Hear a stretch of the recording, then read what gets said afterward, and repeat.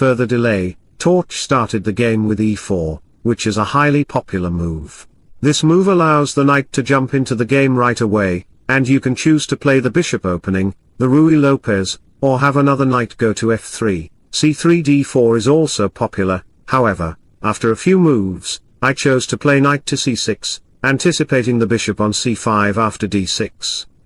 From the white perspective, there are various options such as playing c3, d4, bringing the knight out to c3, placing the bishop on b5, or opting for bishop to c4. However, in this case, white chose to play the Ruy Lopez. After a few moves white played d3, which opens up the bishop's diagonal. Now, white can choose to place the bishop on g5 or e3 square. Or even move the knight to c3 to put pressure on the knight by playing knight to d5 and pinning the knight if you move out your bishop and shut down the gate with d6. After bishop c5, you might be tempted to capture the pawn on e5 by removing my knight. However, if you dare to do so, then after knight takes e5, I can play queen to d4, simultaneously attacking your vulnerable f2 pawn and the knight. This would result in losing a piece for you. So instead, he opted not to capture the knight and played a powerful move, pawn to c3. This move aims to advance the pawn to d4, allowing Torch to move his knight from d2 and potentially maneuver it to e3. Alternatively, you could push your queenside pawns more aggressively, as facilitated by playing pawn to c3, after both side castled.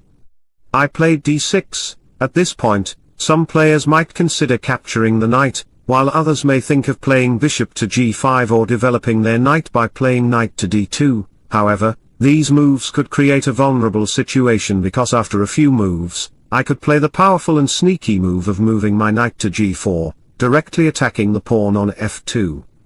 Moving the rook to f1 would passivate your rook. If you choose to play rook to e2 to protect the pawn, I can respond with the cunning move of pawn to f5. This aggressive move of pawn to f5 and knight to g4 puts pressure on your position, allowing my bishop to potentially control the f5 square and central squares. Instead, Torch decided to play h3 to prevent my knight from entering g4. Consequently, I responded by playing knight to e7 immediately, which facilitates the move to push my c-pawn, displacing your bishop and maneuvering my knight to f4 through knight g6.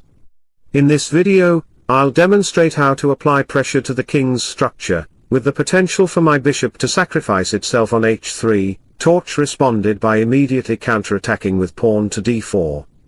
If I were to retreat my bishop, Torch could further control the center by moving his rook to e1, creating significant pressure. Instead, I chose to counter-attack by pushing my c-pawn, putting both bishops in a precarious position. If you capture my bishop, I'll reciprocate.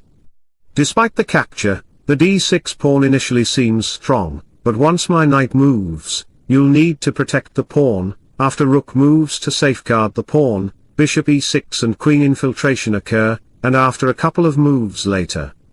Subsequently, white threatens bishop c5, aiming to attack my queen with pawn to d7. However, I can counter by moving my queen and securing my position with rook to c8, creating a formidable setup. In a previous move, I played bishop to e6 and queen to d7, setting up a queen-bishop battery for a potential attack on the king side, including the possibility of sacrificing the bishop on h3 as previously mentioned. After the knight moves to f4, threatening the queen, and the queen moves to d2.